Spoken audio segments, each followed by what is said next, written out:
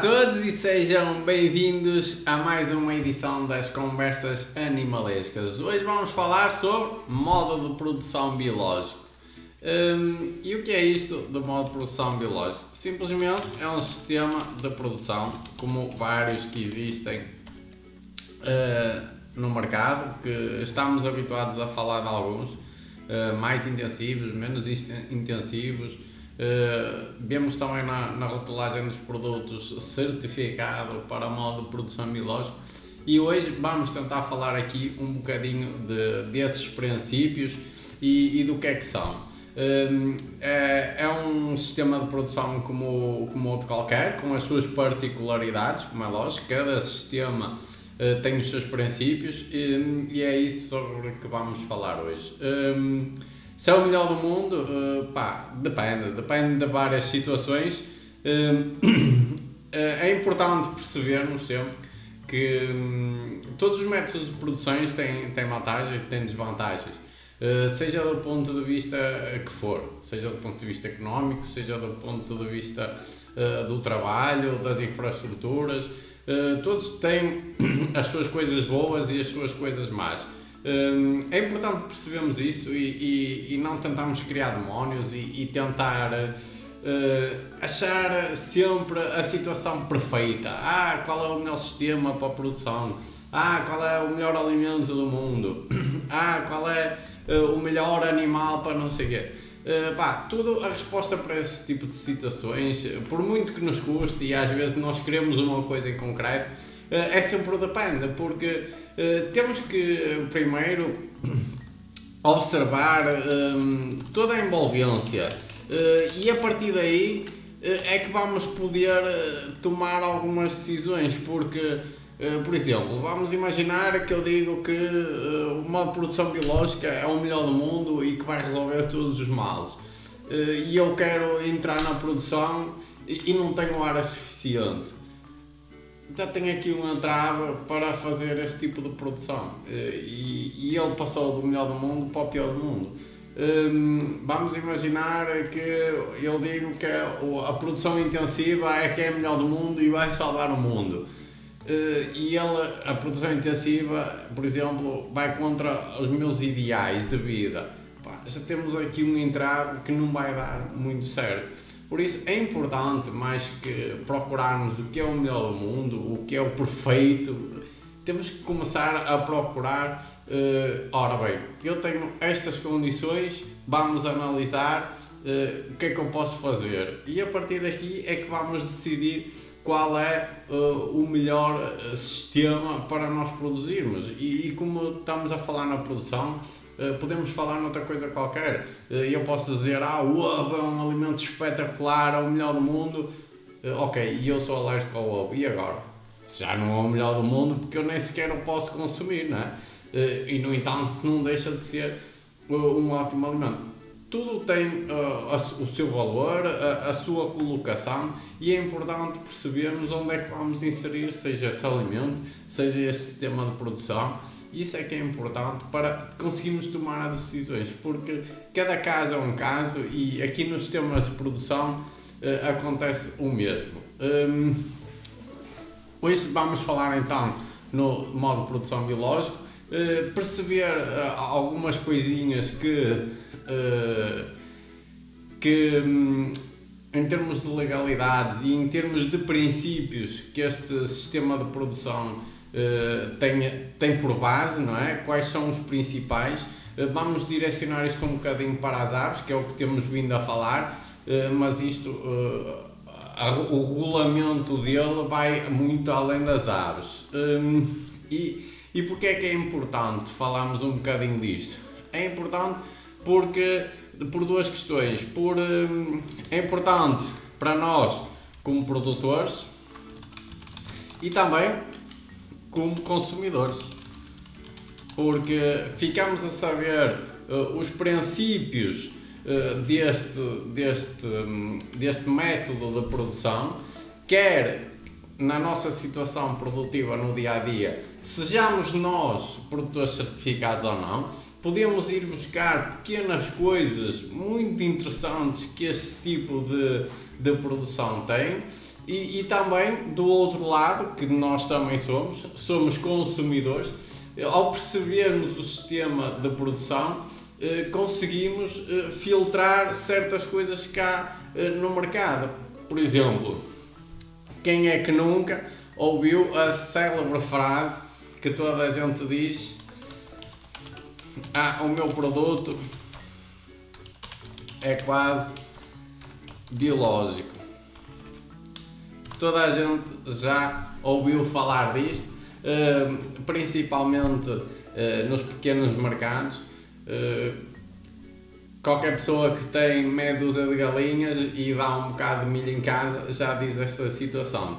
E depois, se nós conhecermos os princípios que a agricultura biológica se rege, podemos ver que muitas vezes a realidade não é essa. Podemos ver que, por exemplo, muitas vezes os animais estão confinados toda a sua vida em sítios pequenos, em sítios, por exemplo, que não conseguem transmitir os seus comportamentos naturais, e só por aí está muito longe de ser considerado um alimento próximo deste método de produção. Por isso aqui podemos ver isto do ponto de vista do produtor, que é do nosso interesse de produzir alimentos, ou então do nosso ponto de vista de consumidor, que quando estivermos com alguém e ouvirmos esta célebre frase, podemos dizer assim: bem, tem lá calma um bocadinho, que isso não é bem assim. Há aqui duas situações. A situação legal. Existe um regulamento europeu mais extenso que podemos encontrar facilmente. Eu até vou aqui tirar o título do regulamento para de completo. Quem quiser procurar é este.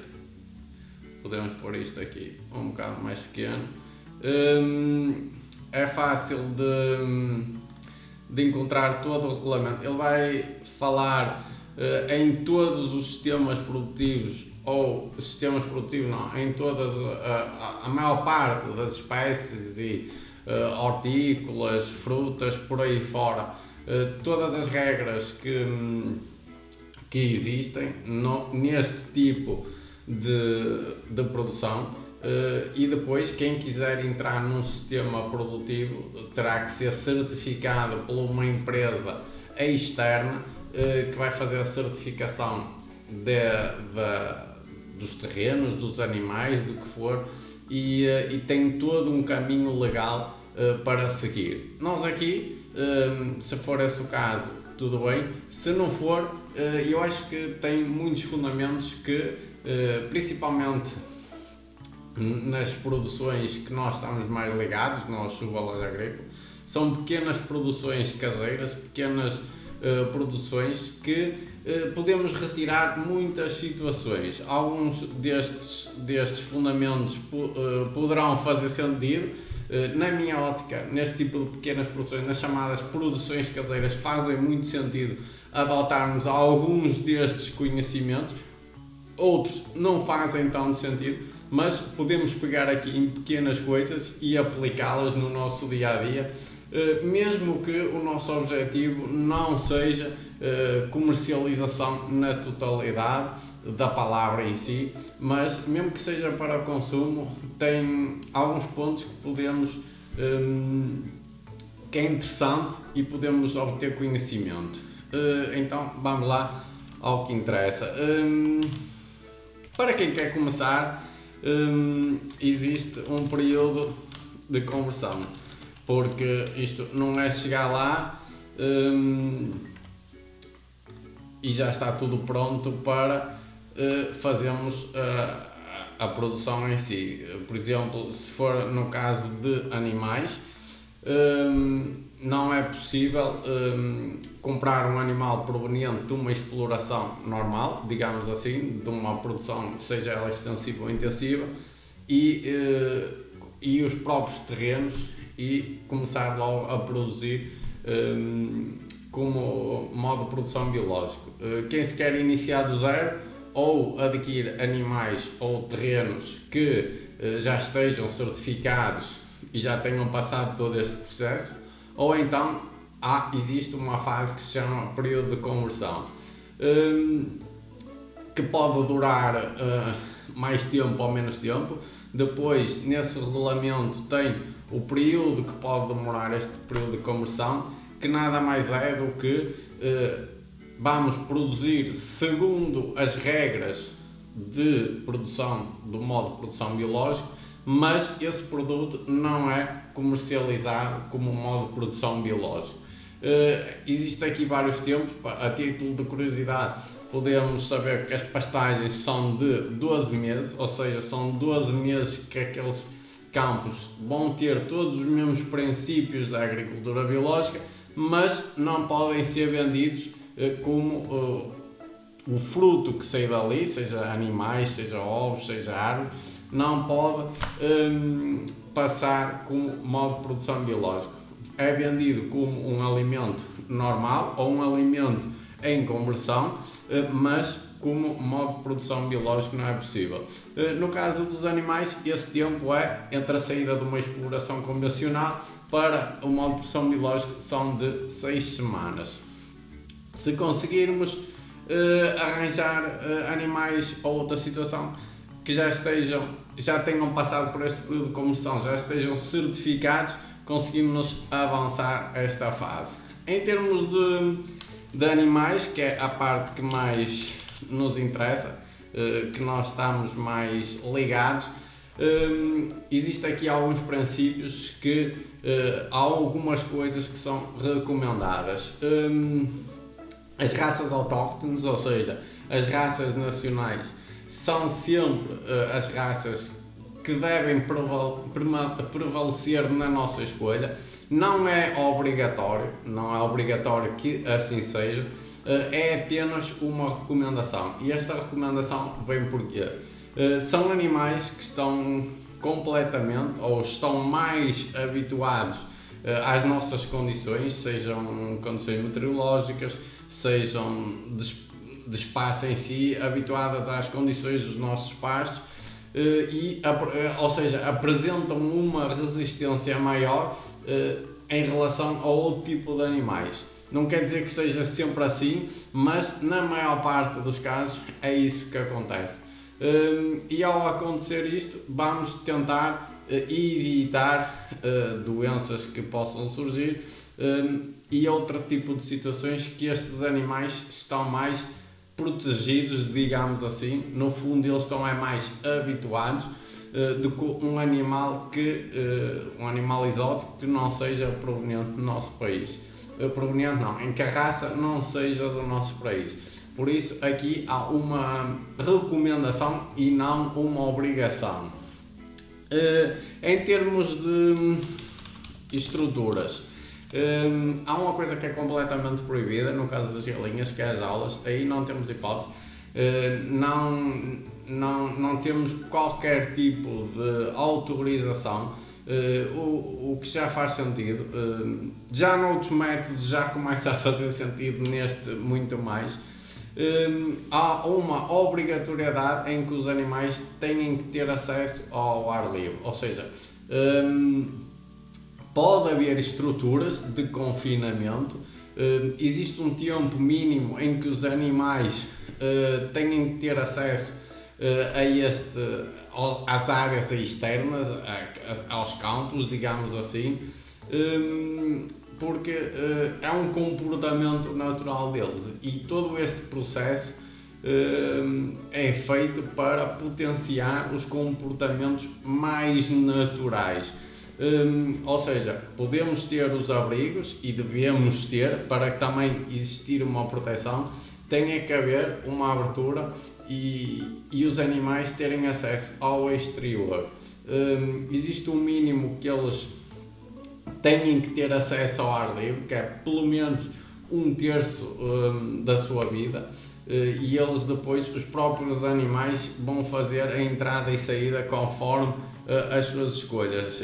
Por vezes, e isso é questão para outros vídeos, mas há animais que até optam às vezes por não sair, mas aí já parte de uma escolha dos animais. Depois temos também algumas decisões que temos que tomar em relação a essas estruturas, com medidas que estão regulamentadas, temos que seguir aquelas medidas e aí sim há uma obrigatoriedade. Por exemplo, podemos falar em áreas internas, um máximo de 6 animais por metro quadrado. Existem medidas também a nível dos poleiros. Os poleiros são fundamentais para os animais, têm muita utilidade, é um comportamento natural eles empoleirarem-se e então devemos facilitar esse comportamento. Existe no regulamento uma medida de 18 cm por animal em termos de comprimento e também a colocação de ninhos. Aqui temos duas variáveis que pode ser ninhos individuais, ou seja, uma galinha por cada ninho, ou podemos ter aqueles ninhos contínuos onde não há divisões. Em termos de ninhos individuais, estamos a falar de 7 animais por cada ninho, ok? Se for contínuo, estamos a falar de 120 cm por 120 cm por cada animal, é o mínimo que temos. A fotoestimulação, já aqui falámos. Muita gente leva esta questão da fotoestimulação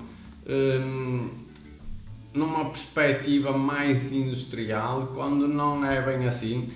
Aliás, ela é permitida na agricultura biológica, tem algumas condicionantes que fazem bastante sentido e algum trabalho que eu faço a nível de fotoestimulação eu sigo estas regras porque parece-me que são indicadas, são fáceis de se fazer e permitem também ao animal ter algum descanso. A nível de fotoestimulação, estamos a falar que podemos ter um máximo de 16 horas de iluminação, o conjunto entre a iluminação natural e a iluminação artificial, e temos sempre que dar um mínimo de 8 horas de descanso aos animais, e essas 8 horas têm que ser seguidas. Sabemos que na indústria mais intensiva temos programas de luz intermitentes e que não dão estas 8 horas. Aqui não podemos utilizar esse tipo de programas. É obrigatório que tenham um período contínuo de 8 horas de descanso. A nível de maneio,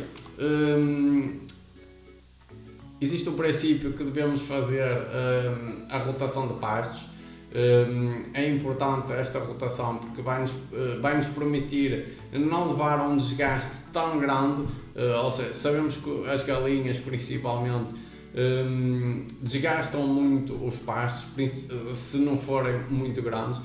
Aqui o fundamento principal é fazer uma rotação para eles terem uma recuperação melhor e não deixar-los levar a um desgaste tão grande. Claro que aqui também temos uma densidade de animais por metro quadrado totalmente diferente e já prevalece nesse sentido de não levar a tanto desgaste dos pastos, mas se conseguimos fazer essa rotação, não é obrigatório, mas é uma recomendação de tentar ir nesse sentido para não haver um desgaste tão grande e, acima de tudo, eles conseguirem renovar com mais facilidade. A nível de limpezas e desinfecções, temos que ter algum cuidado porque há produtos que estão autorizados, há outros que não. Temos que pesquisar essa lista, ver quais são os produtos autorizados e o que podemos usar para não estarmos aí quanto ao regulamento. O aquecimento dos pintos, no caso dos pintos de dia, podemos os confinar até é uma situação válida porque estamos a proteger o animal e, antes de tudo, um dos princípios da agricultura biológica também é a proteção do próprio animal. Podemos confiná-los até às 5 semanas com um aquecimento artificial para permitir que todas as condições naturais e todas as condições que o animal exige estejam satisfeitas. A nível de nutrição,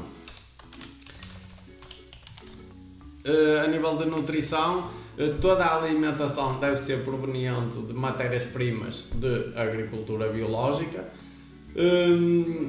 De preferência, tudo que for feito na exploração é um princípio básico deste sistema de produção. Se for externo à exploração, tentar que esse alimento seja de mais perto possível, de forma a que a pegada ecológica seja menor, mas isto são tudo recomendações e não obrigatoriedades. Em primeiro lugar está as necessidades nutricionais do animal. Em termos de bem-estar, uma das situações é a nutrição e as condições mínimas para o animal. E também, em casos excepcionais, uma vez que atualmente cada vez mais é mais fácil de encontrar este tipo de alimentos, mas mesmo assim pode existir casos em que não consigamos arranjar este tipo de alimento. Excepcionalmente, com autorização, pode ser feita aqui uma alimentação. Em casos extremos, já estamos a falar em que, por exemplo, vamos imaginar que acontece qualquer coisa e no mercado português não é possível arranjar os alimentos necessários para a alimentação do animal e podemos arranjar matérias-primas ou ração proveniente da alimentação normal, digamos assim, sem ser em modo de produção biológica dos animais. Contudo, isto são casos extremos, não é difícil acontecer, mas é mais improvável que aconteça e tem que ser muito bem justificado e tem que ser autorizado. São situações excepcionais, mas a base é sempre potenciar alimentos da própria exploração, produzidos de modo de produção biológicos, sem organismos geneticamente modificados e não tendo o mais perto possível. Esta é a base. Em termos de saúde dos animais, vamos estar sempre trabalhar, como já falámos atrás, nas raças, nos animais mais resistentes, com maior rusticidade, para evitar que tenham problemas de saúde, mas pode ser que aconteça qualquer coisa. Nós fazemos o trabalho todo para que isto não aconteça, mas pode sempre acontecer coisas imprevistas. Então, em primeiro lugar, devemos tratar sempre com produtos fitoterapêuticos ou homeopáticos e esperamos resolver a situação. A situação não é resolvida ou a primeira indicação da doença indica logo que este tipo de tratamentos não é possível, com indicação veterinária, com registros, com a certificadora, é autorizado o tratamento com medicamentos, digamos, normais. Isto porquê? Porque além de qualquer sistema produtivo, o que está em primeiro lugar é sempre a saúde e a sobrevivência do animal. Por isso, há aqui um princípio em que o animal é sempre o centro das atenções, como é lógico, a sua saúde. Quais são as implicações que isto pode acontecer? A nível da utilização deste tipo de medicamentos, o que vai acontecer é que os intervalos de segurança, vamos imaginar que há um intervalo de segurança de um medicamento que, após o veterinário decidir que seria a única escolha para aquele tratamento, ou após tentado outros tratamentos que não funcionaram, utilizou-se o medicamento X, tem um intervalo de segurança de 3 semanas, no caso para a agricultura biológica vai passar para 6. Todos os intervalos de segurança são duplicados. No caso de não existir desse medicamento, não obrigar a que haja um intervalo de segurança, então passa para 48 horas, é o mínimo. Em termos de resumo, isto são pequenas regras que podemos adotar no nosso dia a dia, nas nossas pequenas explorações. Também foi para obter o conhecimento de nós como produtores, assim estaremos mais exigentes, mas acima de tudo é como produtores conhecer esta realidade.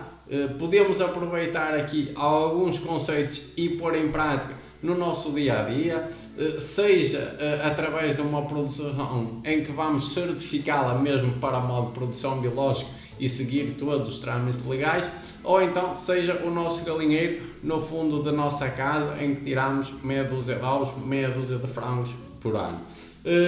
É importante conhecer isto, é importante para sermos críticos e também é importante para que, se tirarmos alguns conceitos daqui, mesmo que não estejamos certificados e temos aquele rendimentozinho extra dos nossos ovos que levamos para um mercado municipal, que vendemos ao nosso amigo, ao nosso vizinho, é importante termos esta informação e estes conceitos para quando estamos a valorizar os nossos ovos, estamos a vender, por exemplo, ovos, então atenção que o meu ovo é feito praticamente em modo de produção biológica e termos a certeza do que estamos a falar para também não apresentarmos algum erro nesta afirmação, porque vamos imaginar, alguém adquire esta informação, nós dizíamos, os nossos ovos são quase em modo de produção biológica, e ele, mas deixa-me ver,